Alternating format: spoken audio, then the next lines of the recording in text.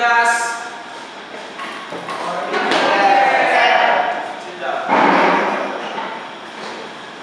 Today class, we are about to discuss about the existence of God.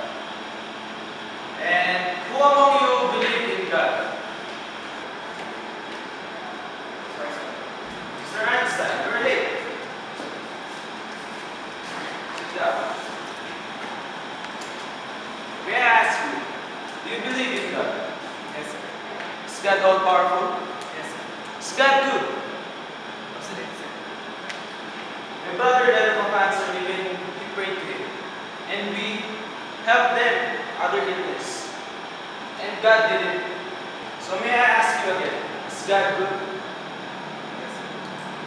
So class, may I ask you again, does God really exist?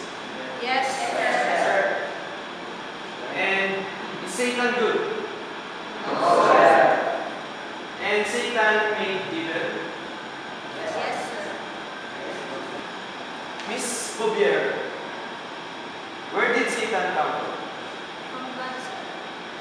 And evil is everywhere. Am I right? Yes, sir. So who created them? What answer? Science says that we have the five senses to observe the things around us. And have you ever seen your God? Have you ever heard your God? Smell, felt, or anything that you use your senses? Yet, you still believe in Him. According to empirical, demonstrable protocol, God doesn't exist.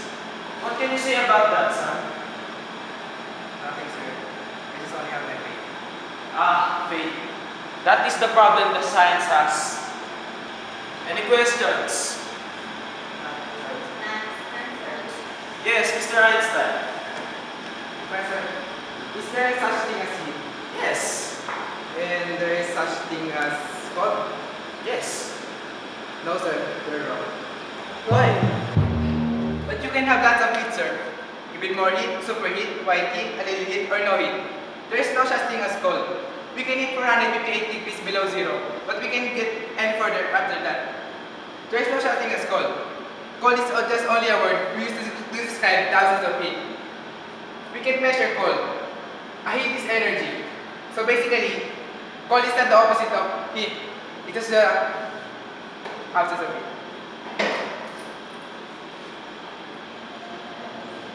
Absence of heat.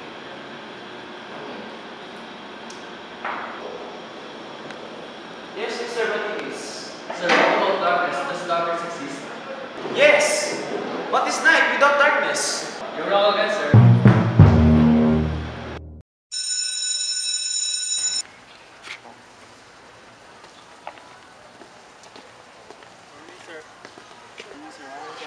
Morning. We wanted to clear something, sir.